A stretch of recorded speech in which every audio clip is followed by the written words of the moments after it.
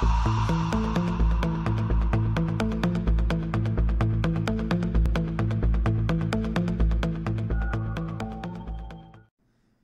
everyone, welcome back to another video here at my channel Jesus Truth.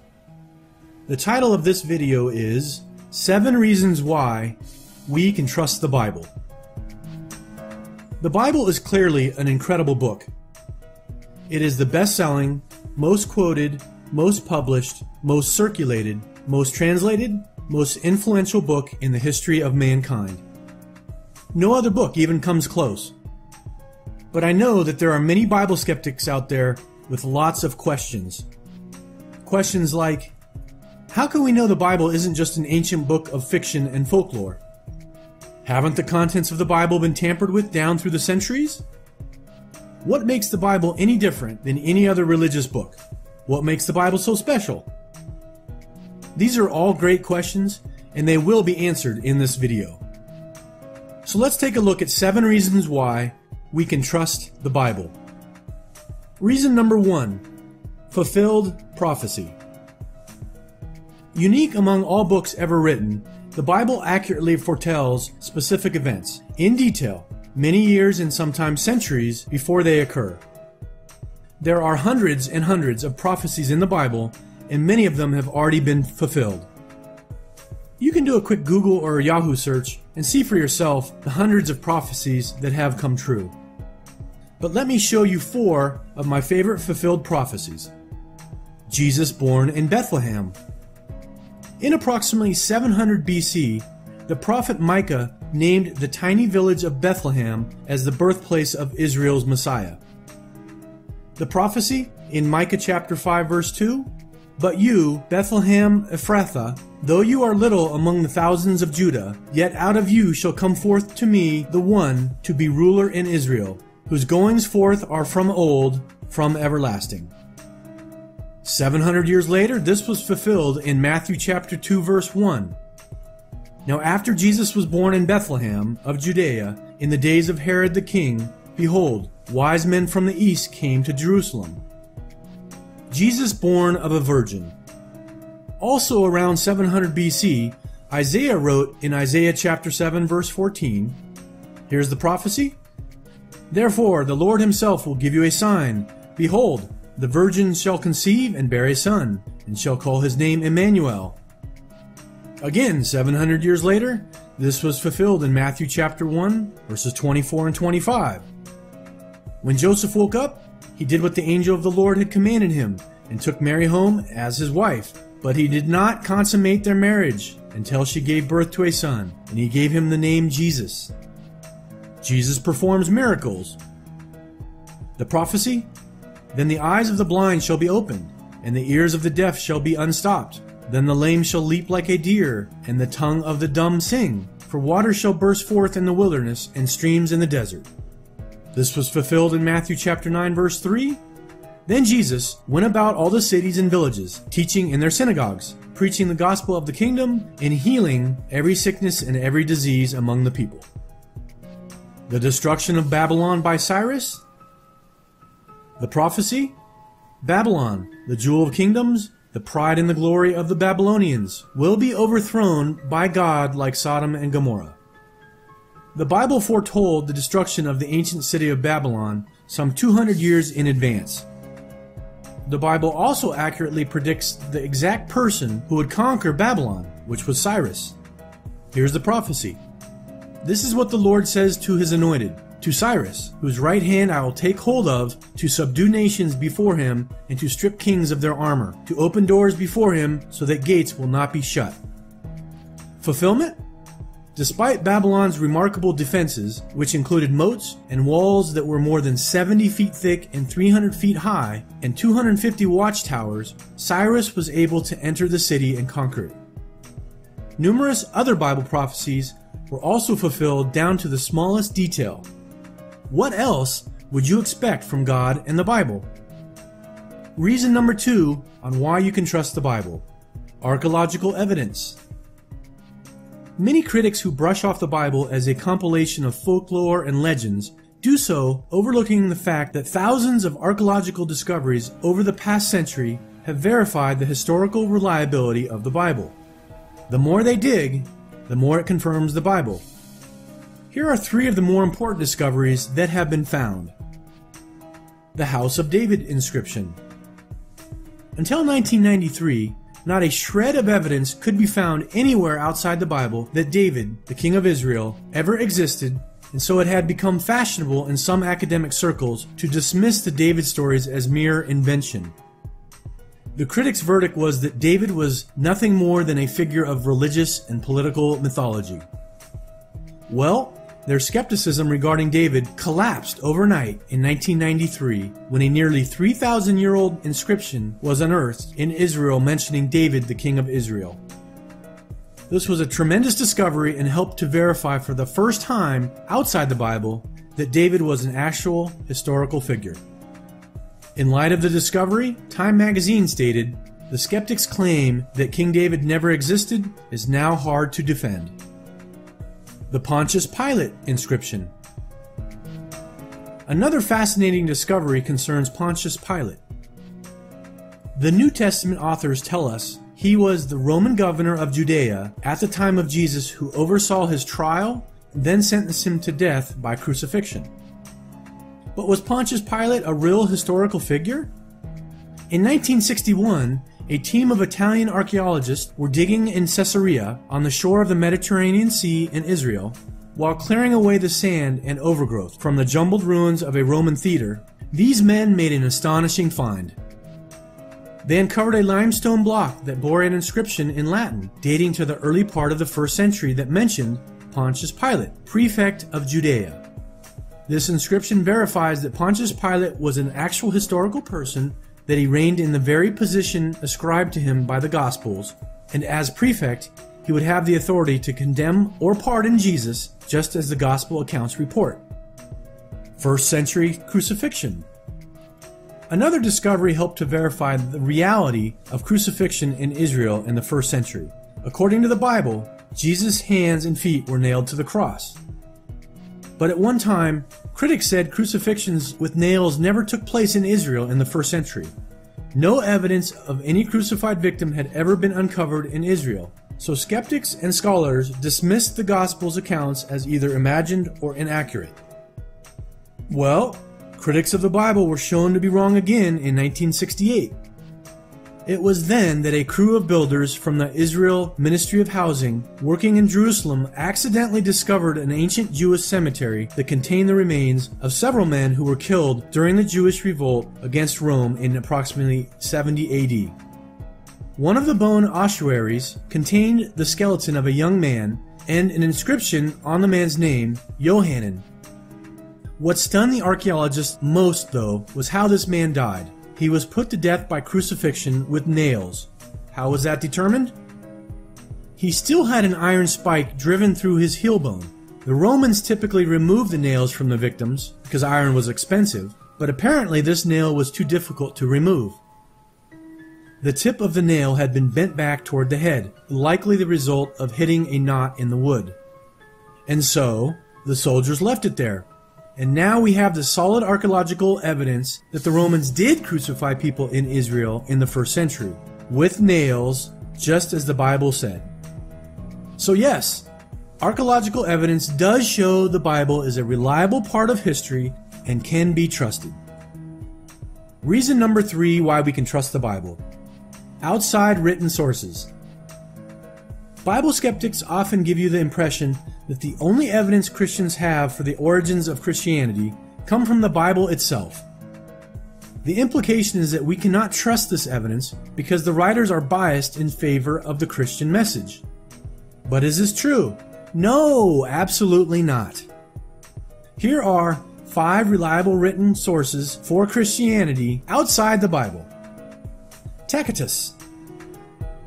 Tacitus was a Roman historian. His annals, written about 115 AD, mention the Emperor Nero's persecution of the followers of Christ in Rome in 64 AD. This is what the Roman historian Tacitus said about the first Christians. He said, "To dispel the rumor, Nero substituted as culprits and treated with the most extreme punishments some people, popularly known as Christians, whose disgraceful activities were notorious. The originator of that name, Christus, had been executed when Tiberius was emperor, by order of the procurator Pontius Pilate. But the deadly cult, though checked for a time, was now breaking out again not only in Judea, the birthplace of this evil, but even throughout Rome, where all the nasty and disgusting ideas from all over the world pour in and find a ready following. Notice the following from Tacitus. Christ was executed while Tiberius was emperor. He was executed by order of Pontius Pilate. His movement had its origins in Judea. There were enough followers of Christ in Rome by 64 AD to be made scapegoats by the Emperor Nero. And this all comes from Tacitus, a pagan writer. Pliny the Younger. Pliny the Younger was the governor of the Roman province of Bithynia in present-day Turkey. In about 112 AD, he wrote to the Emperor Trajan asking for advice on how to deal with the followers of Christ in his province because he was executing so many of them. Pliny says of the Christians, they were in the habit of meeting before dawn on a fixed day.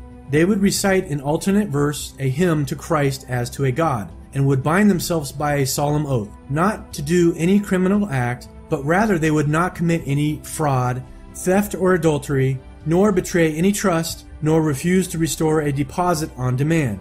This done, they would disperse, and then they would meet again later to eat together. Notice from what Pliny says, by the beginning of the 2nd century, there was already a Christian community in Bithynia, large enough to come to the attention of the Roman governor. Also, they worshipped Christ as a god. Gaius Suetonius. Suetonius was a Roman historian and an official under the Emperor Hadrian. In his writings Life of Claudius, he says, as the Jews were making constant disturbances at the instigation of Chrestus, he, Claudius, expelled them from Rome. This expulsion took place in 49 AD and is identified with the event described by Luke in Acts chapter 18 verse 2. Then in his Lives of the Caesars, Suetonius says of the fire of Rome in 64 AD that punishment by Nero was inflicted on the Christians, a class of men given to a new and mischievous superstition. Here, Suetonius provides evidence for the existence of a significant Christian community being punished in the capital of the empire by the 60s AD. The Talmud. The Talmuds were rabbinic commentaries on the Jewish scriptures, that is, the Old Testament. The Talmud was most likely completed around the 6th century. Here's what the Talmud says. On the eve of Passover, they hanged Yeshu, and an announcer went out in front of him for 40 days, saying, he is going to be stoned, because he practiced sorcery and enticed and led Israel astray. Anyone who knows anything in his favor, let him come and plead in his behalf. But not having found anything in his favor, they hanged him on the eve of the Passover. From this we can take away, Yeshu, the Nazarene, is described as someone who engaged in sorcery. This is a typical way that Jewish writers accounted for the miracles of Jesus. Also, he was put to death. His death took place at the time of the Passover. His death was by hanging, which was often used by Jews to describe crucifixion. Next we have Flavius Josephus. Flavius Josephus was a Jewish historian. He wrote around the end of the 1st century AD, and his two most significant works were The Jewish War and The Antiquities of the Jews. Josephus became the Roman emperor's advisor on Jewish affairs, and in his writings he mentions Pontius Pilate, John the Baptist, Jesus, and James the brother of Jesus. In Book 18 of the Antiquities, the text of Josephus says, about this time there lived Jesus, a wise man, for he was a performer of wonderful deeds, a teacher of such men as are happy to accept the truth.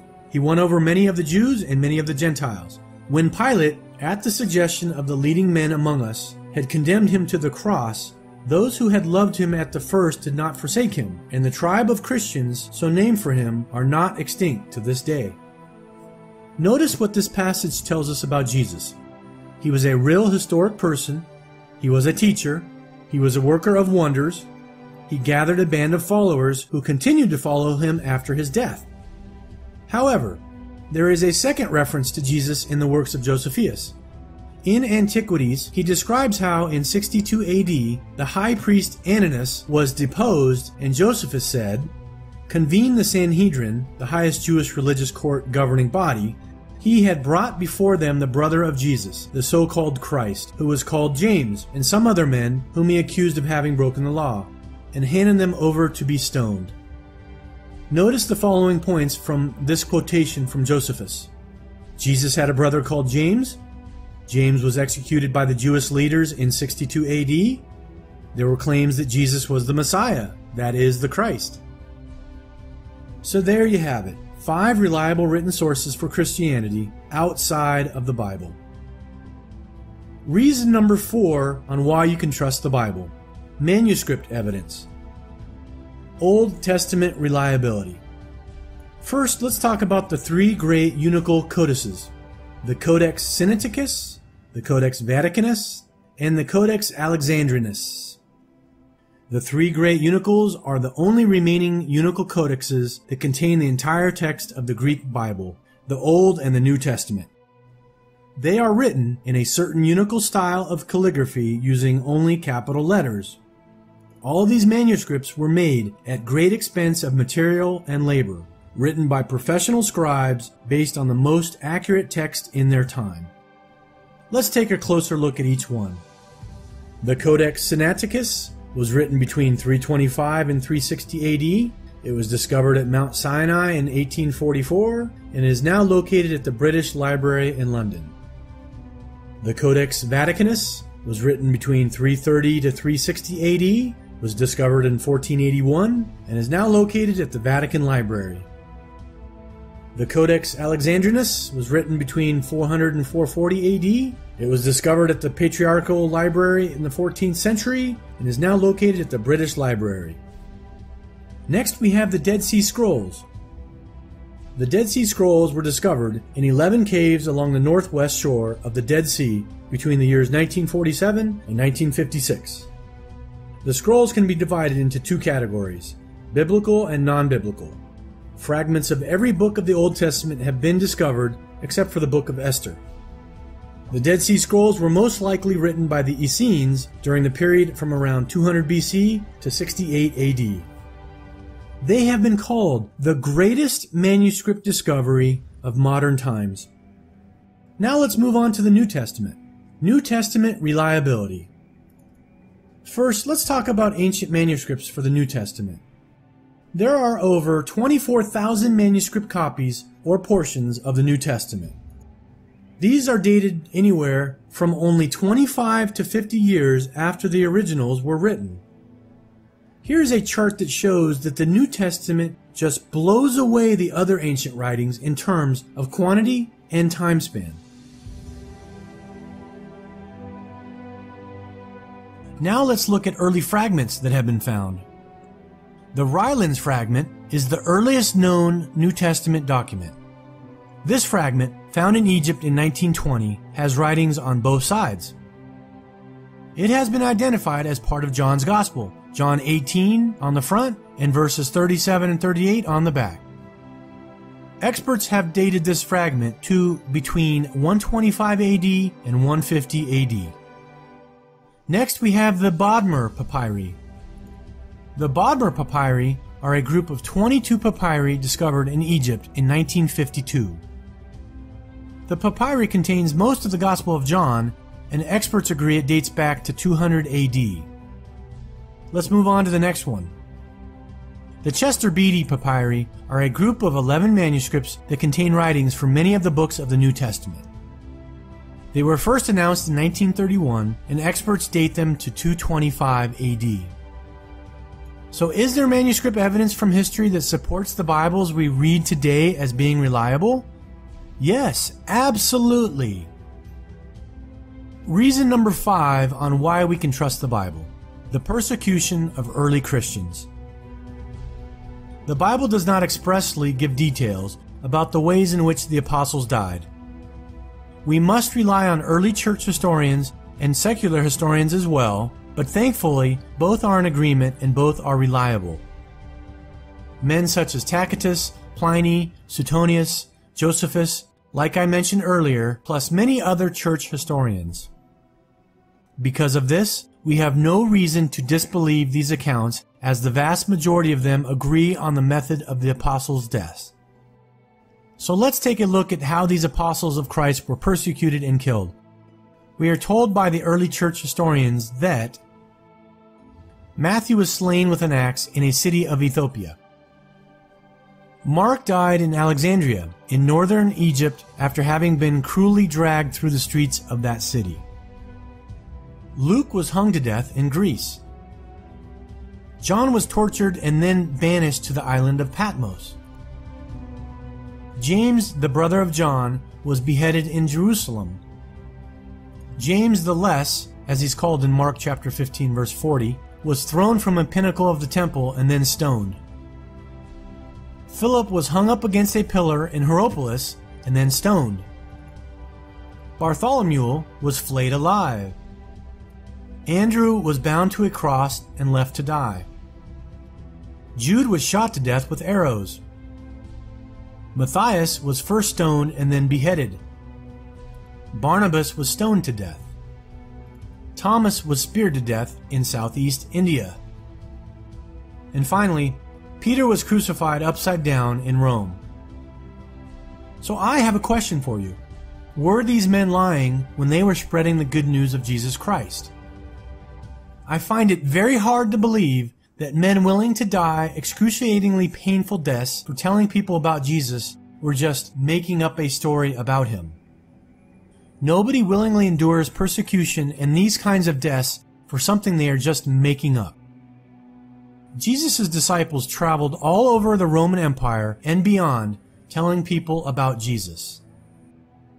They endured persecution, torture, martyrdom, claiming all the way to the end that the long-awaited Messiah and Savior of the world lived among them, became a sacrifice for our sins, and that he rose from the dead. That, to me, is compelling evidence that these men were telling the truth about Jesus and the Bible. Reason number 6 on why we can trust the Bible: math and probability. The Bible is very clear on where we came from and who created everything. God did. With that in mind, you really only have two choices. Either we were created by an intelligent designer, or we evolved over billions of years. The theory of evolution wants us to believe that the origin of life, the first living cell in which we all evolved from, began 4 billion years ago in that prebiotic soup. They want us to believe that DNA, RNA, amino acids, and other chemicals all became available at the same time, and they magically came together to form the first living cell. But is this even mathematically possible? What is the probability of this happening? Well, here are 2 quick videos I will link that you can go watch later that explains the probability in full detail. The first one is called DNA by Design, Doing the Math. And the second one's called Probability of a Cell Evolving, Programming of Life. I will let the videos speak for themselves, but I will at least say this. Did you know that there are only 10 to the 80th power of elementary particles in the entire universe? And to build just one functional protein, the probability is 10 to the 164th power.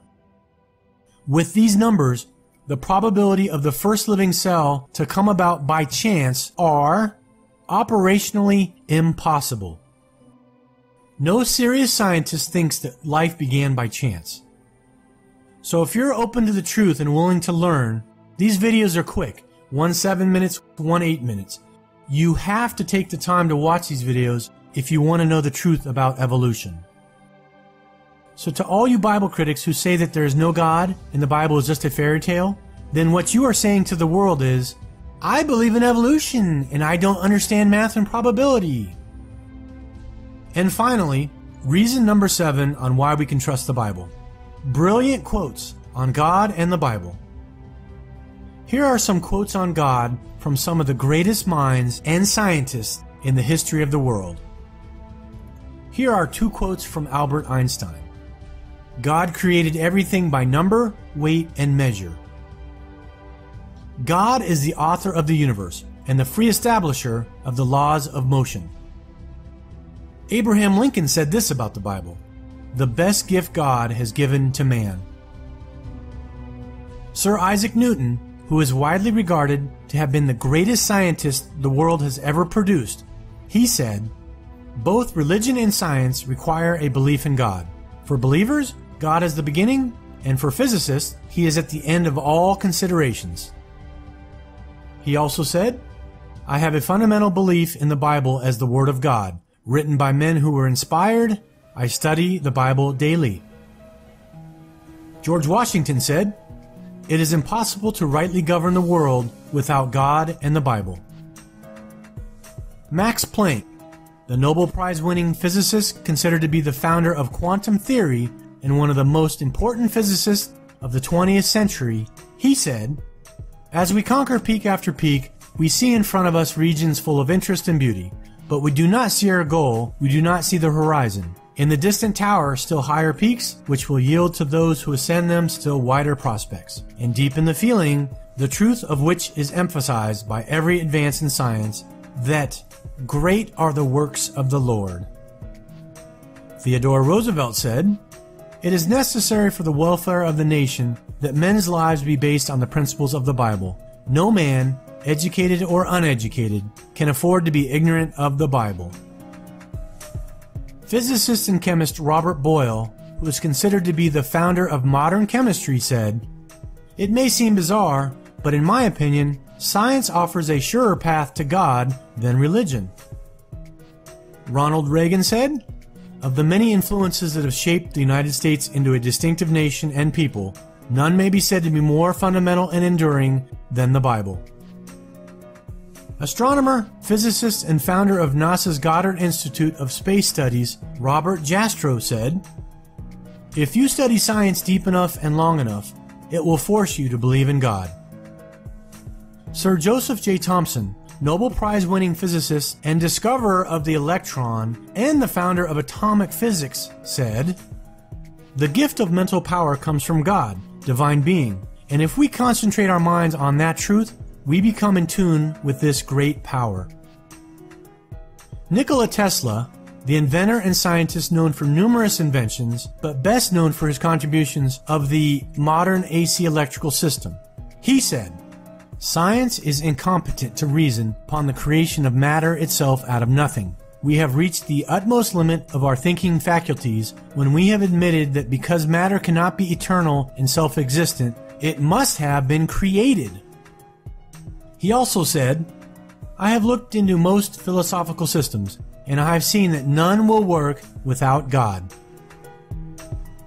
Joseph H. Taylor Jr., who received the 1993 Nobel Prize in Physics for his 1974 discovery of the first known binary pulsar, he said, "The more I study science, the more I believe in God." And here is one more quote by physicist and mathematician James Clerk Maxwell, who is credited with formulating classical electromagnetic theory and whose contributions to science are considered to be the same magnitude to those of Einstein and Newton. He said, "For myself, faith begins with a realization that a supreme intelligence brought the universe into being and created man.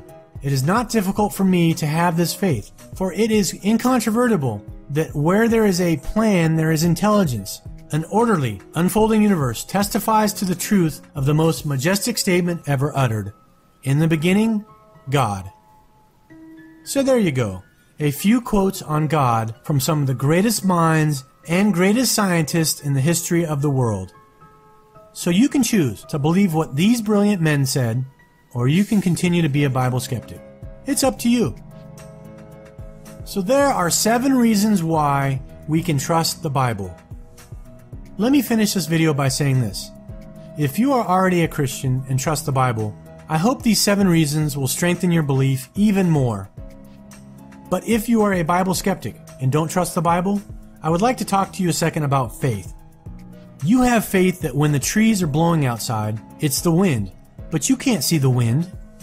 You have faith that when you turn the light switch on in your house, that the lights will come on, but you can't see the electricity. You have faith that when you go through a green light, that the other drivers will stop at the red light, but you don't know for sure. You have faith that the meat you buy at the grocery store won't make you sick when you eat it, but you don't know what they really do to prepare that meat. I could go on and on with hundreds of examples of things that you have faith in on a daily basis. Yet you lack faith in the Bible. I just gave you all kinds of evidence that you can see with your own eyes. Fulfilled prophecy, archaeological evidence, historians that were not Christians, manuscript evidence, etc., etc. These are all things that you can verify, yet you still lack the faith to trust the Bible. I don't get it. What's your excuse? Please comment below and let me know so that I can try to understand. The only logical explanation I can come up with is that if these Bible skeptics choose to believe and trust in the Bible, then they would have rules to follow that have consequences. And people in today's world like to do whatever they want, and they don't want to have to answer to anybody, especially God. So thank you very much for watching this video. Don't forget to subscribe to my channel. You can do so by clicking the link on the screen now, and also share this video with your friends and family to help spread the truth of Jesus Christ. God bless, and I'll see you next time.